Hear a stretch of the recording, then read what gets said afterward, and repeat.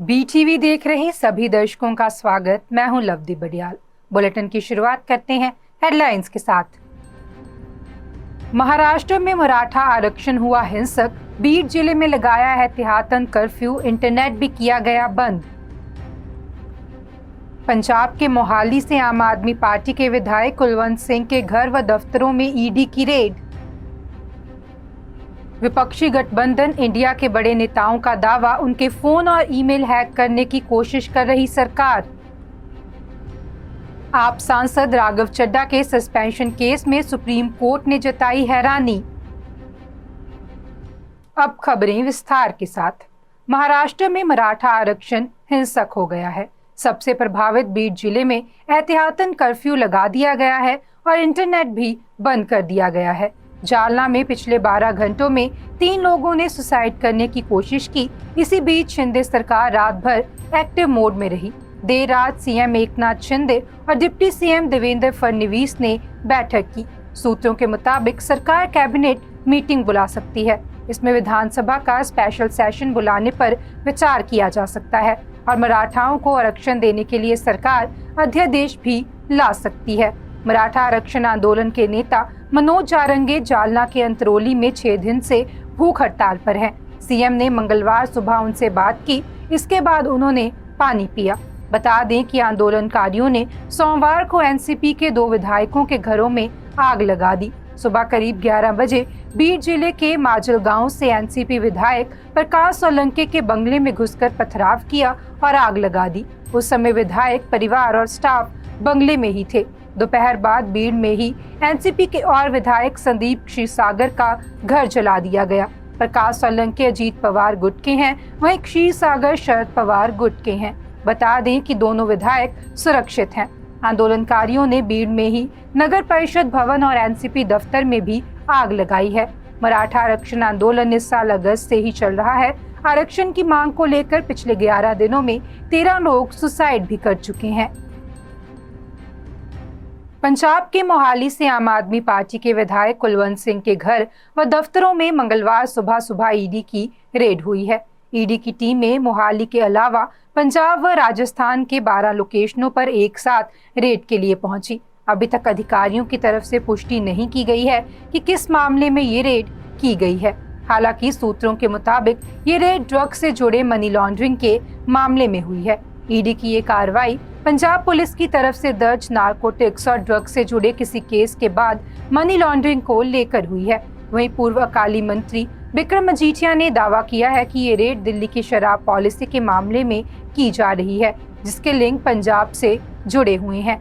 खास बात यह है कि कुलवंत के जिन पार्टनरों पर अमृतसर में रेड हुई है वे शराब के कारोबार से जुड़े हुए हैं। बता दें कि कुलवंत सिंह पंजाब के सबसे अमीर विधायक हैं, जिन्होंने चुनावी एफिडेविट में 250 करोड़ की संपत्ति बताई थी। मोहाली में जहां विधायक कुलवंत सिंह के घर व दफ्तर में दस्तावेज खंगाले जा रहे हैं, वहीं अमृतसर में विधायक की रंजीत एवेन्यू में पार्टनरशिप वाली फर्म में भी ईडी की टीमें पहुंची हैं। सूचना है कि पूरे पंजाब में मोहाली, अमृतसर, जालंधर, लुधियाना के साथ साथ राजस्थान के श्री गंगानगर में भी सर्च चल रही है। बता दें कि पिछले दिनों पंजाब के गवर्नर बनवारी लाल पुरोहित ने विधायक कुलवंत सिंह के जेएलपीएल के 2 प्रोजेक्टों पर सवाल उठाए थे।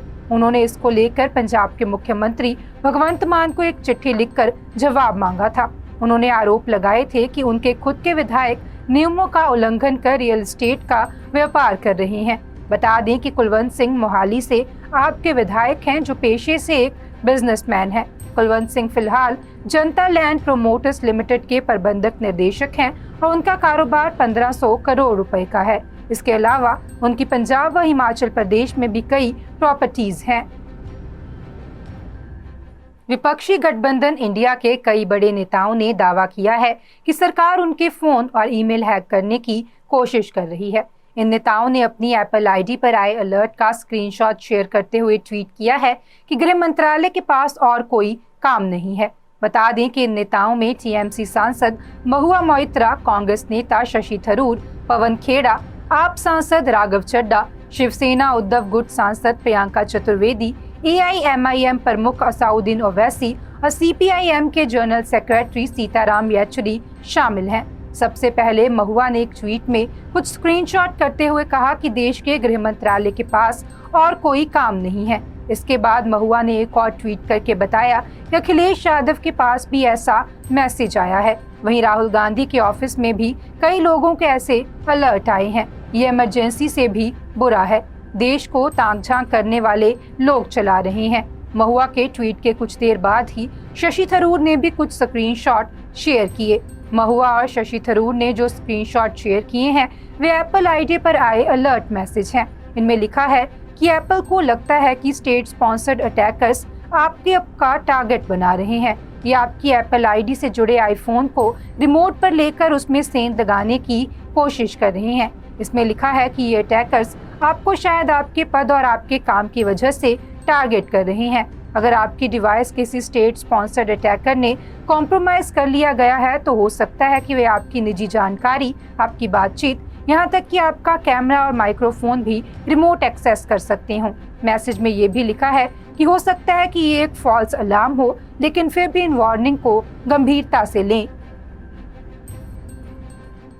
आम आदमी पार्टी के सांसद राघव चड्ढा के सस्पेंशन केस में सुप्रीम कोर्ट में सोमवार को सुनवाई हुई। कोर्ट ने राघव के बेमियादी सस्पेंशन पर हैरानी जताई है।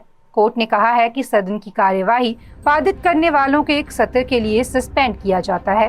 क्या चड्ढा की गलती उससे भी बड़ी है? कोर्ट ने राघव चड्ढा के वकील और अटॉर्नी जनरल R.K. वेंकटरमनी को संक्षिप्त दलीलें जमा करने को कहा। अब इस मामले में शुक्रवार को सुनवाई होगी। कोर्ट ने ये भी पूछा कि क्या आप सांसद के सदन से माफी मांग लेने से सस्पेंशन रद्द हो सकता है। गौरतलब है कि आप नेता पर दिल्ली सर्विस बिल पर 5 फर्जी साइन कराने का आरोप है, जिसके चलते राघव को संसद के मॉनसून सत्र के आखिरी दिन 11 अगस्त को राज्यसभा से निलंबित कर दिया गया था। इसके खिलाफ चड्ढा ने 10 अक्टूबर को सुप्रीम कोर्ट में याचिका दाखिल की थी। आंध्र प्रदेश के पूर्व मुख्यमंत्री चंद्रबाबू नायडू को हाईकोर्ट ने 28 दिन की अंतरिम जमानत दे दी है। आंध्र प्रदेश हाईकोर्ट की वकील सुनकारा कृष्णमूर्ति ने बताया कि नायडू को मेडिकल ग्राउंड पर राहत दी गई है। बता दें कि 9 सितंबर को स्किल डेवलपमेंट घोटाले में नायडू को सीआईडी ने नांदयाल से गिरफ्तार किया था। इधर सीआईडी ने नायडू के खिलाफ चौथा केस दर्ज किया है। ताजा मामला शराब दुकानों के लाइसेंस से जुड़ा हुआ है।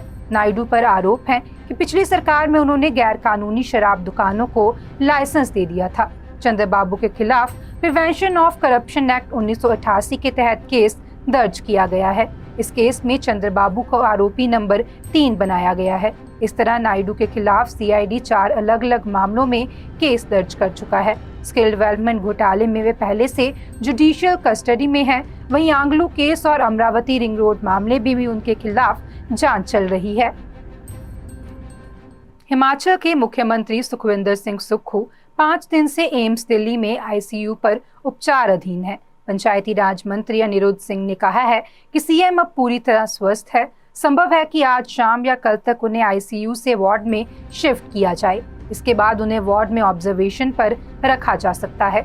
उन्होंने बताया कि मुख्यमंत्री के रूटीन टेस्ट चल रहे हैं, सभी रिपोर्ट नॉर्मल है। दिल्ली से शिमला लौटे सीएम के मीडिया सलाहकार नरेश चौहान ने कहा कि मुख्यमंत्री को जल्द अस्पताल से छुट्टी मिल सकती है। इसके बाद डॉक्टरों की सलाह पर मुख्यमंत्री अगले कुछ दिन आराम कर सकते हैं। उन्होंने कहा कि आईसीयू में भर्ती होने के कारण मुख्यमंत्री के स्वास्थ्य में तेजी से सुधार हुआ है। उन्होंने कहा कि मुख्यमंत्री को छुट्टी को लेकर आज या कल फैसला हो सकता है। आईसीयू में भर्ती होने की वजह से लोगों उनसे नहीं मिलने दिया जा रहा है।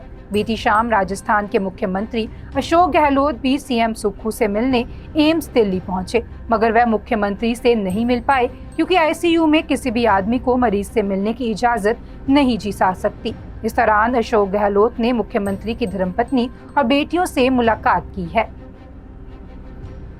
राजस्थान में विधानसभा चुनाव के लिए नामांकन सोमवार से शुरू हो गए हैं। आज नामांकन के दूसरे दिन कांग्रेस से पूर्व डिप्टी सीएम सचिन पायलट टोंक में अपना नामांकन पत्र दाखिल करेंगे। पायलट सवाई माधोपुर चौराहा पर बुधेश्वर महावेश मंदिर में पूजा अर्चना के बाद कार्यकर्ताओं को संबोधित करेंगे। यहां से रैली के रूप में नामांकन स्थल पटवार ट्रेनिंग सेंटर पहुंचेंगे और नामांकन दाखिल करेंगे।